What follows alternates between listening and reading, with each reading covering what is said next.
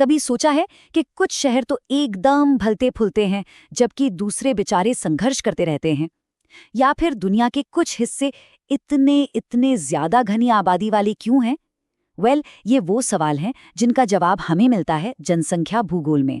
और आज हम इसी की दुनिया में थोड़ा गहराई से उतरने वाले हैं।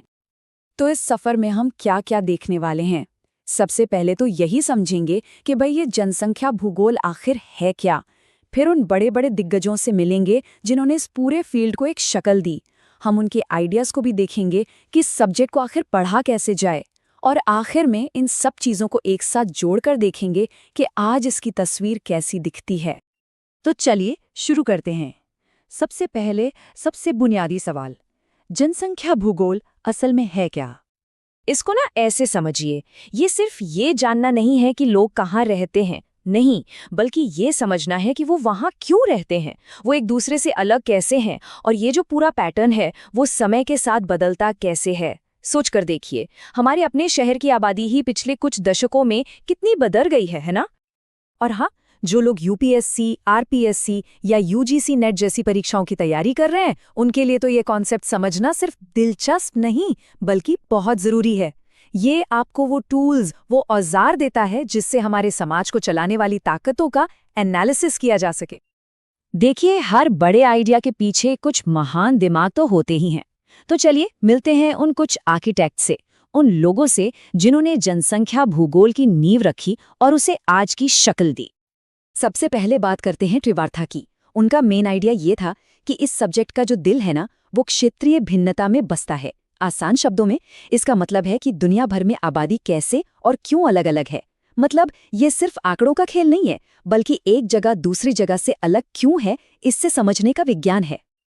अब क्लार्क ने क्या किया, उन्होंने इस आइडिया को एक स्टेप और आगे बढ़ाया। उन्होंने आबादी के पैटर्न को सीधा उस जगह के माहौल से, उसके एनवायरनमेंट से जोड़ दिया। मिसाल के तौर पर क्लार्क जैसे ज्योग्राफर ये पता लगाएंगे कि भाई पहाड़ी इलाकों में आबादी कम क्यों है और नदी की उपजाऊ घाटियों में ज्यादा क्यों है। सीधा कनेक्शन है ना, भौतिक वातावरण और आर्थिक अवसरों का। फिर आए फ्रांसीसी भूगोलवेत्ता गार्नियर।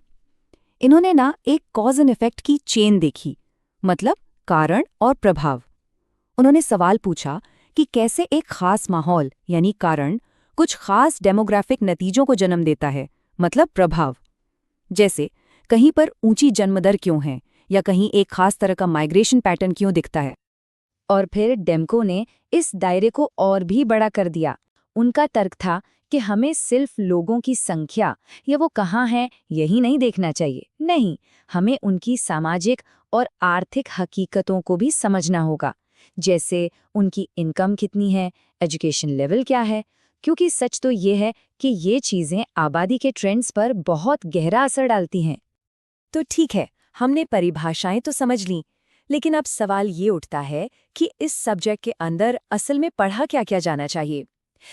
इसका पहला डिटेल्ड जवाब दिया जीटी त्रिवार्था ने 1953 में। त्रिवार्था का जो नजरिया था ना, वो एक तरह से क्रांतिकारी था, क्योंकि इसने पूरे फील्ड को एक सिस्टम में बांध दिया। उन्होंने कहा, देखो, सिर्फ आज को मत देखो, अतीत में भी झांको कि हम यहाँ तक पहुंचे कैसे, और सिर्फ नंबर मत गिनो, लोगों की खासियतें, उनके कैरेक्टरिस्टिक्स को भी समझो। इससे हुआ ये कि पढ़ने पढ़ाने के लिए एक बिल्कुल साफ सुथरा रोड मैप तैयार हो गया। लेकिन देखिए, साइंस कभी एक जगह रुकता तो है नहीं। तो त्रिवार्था ने नींव तो रख दी, लेकिन फिर जॉन आई क्लार्क और विल्बर ज़िलिंस्की जैसे थिंकर्स आए और उन्होंने इस नींव पर और काम करना शुरू किया। सबने अपने अपने सुधार और विस्तार इसमें जोड़े। क्लार्क का जो सबसे बड़ा कंट्रीब्यूशन था वो था गतिशीलता का कॉन्सेप्ट, यानी डायनामिक्स। उन्होंने कहा कि आबादी कोई रुकी नहीं तस्वीर नहीं है, अरे ये तो एक चलती फिरती फिल्म है, और हमें उन ताकतों को समझना होगा जो इस फिल्म को चला रही हैं, मतलब जन्म, मृत्यु और प्रवास। ज़िलिंस्की ने भी करीब करीब ऐसा ही नजरिया अपनाया, लेकिन यहाँ एक पेंच था, एक जरूरी बात। उनका जो फ्रेमवर्क था ना, वो ज्यादातर डेवलप्ड देशों से मिले डेटा पर आधारित था। अब ये अपने आप में एक लिमिटेशन थी, क्योंकि इसका मतलब ये हुआ कि ये विकासशील दुनिया के जो यूनिक चैलेंज और पैटर्न थे, उनको हमेशा पूरी तरह से कैप्चर नहीं कर पाता था। तो हमने ये सारे अलग अलग विचार देख लिए। अब सवाल ये है कि आज हम कहाँ खड़े हैं। खैर, होता यह है कि ये सारे आइडियाज़ एक साथ मिलकर एक मॉडर्न नजरिया बनाते हैं। एक ऐसा नजरिया जो पहले से कहीं ज्यादा बड़ा और कंप्लीट है। ये जो मॉडर्न फ्रेमवर्क है, ये हमें पूरी पिक्चर दिखाता है। ये सिर्फ इस बारे में नहीं है कि लोग कहाँ हैं, नहीं, ये इस बारे में भी है कि हमारे पास रिसोर्सेज कितने हैं और सबसे जरूरी, हम भविष्य के लिए प्लानिंग कैसे कर सकते हैं। मतलब ये थियोरी को असल दुनिया के एक्शन से जोड़ता है।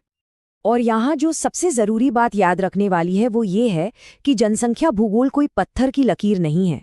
अरे, ये तो एक जिंदा सांस लेता हुआ विज्ञान है। सोचिए, हर दिन नए नए टूल्स आ रहे हैं, बेहतर computer models, satellite imagery, big data analysis, ये सब हमें आबादी के पैटर्न को और भी ज्यादा बारीकी से समझने में मदद कर रहे हैं। तो जाहिर है इस फील्ड का दायरा भी लगातार बढ़ता ही जा रहा है। और ये सब हमें एक ऐसे सवाल पर लाके छोड़ देता है जो आज के समय में शायद सबसे ज्यादा जरूरी है। जैसे जैसे टेक्नोलॉजी और क्लाइमेट चेंज हमारी दुनिया को बदल रहे हैं, आने वाले समय में जनसंख्या, संसाधन और पर्यावरण, इनके बीच का रिश्ता कैसा होगा, मानवता का भविष्य कैसा दिखेगा? इसी बड़े और जरूरी सवाल को समझना ही जनसंख्या भूगोल के अध्ययन का असली मकसद है।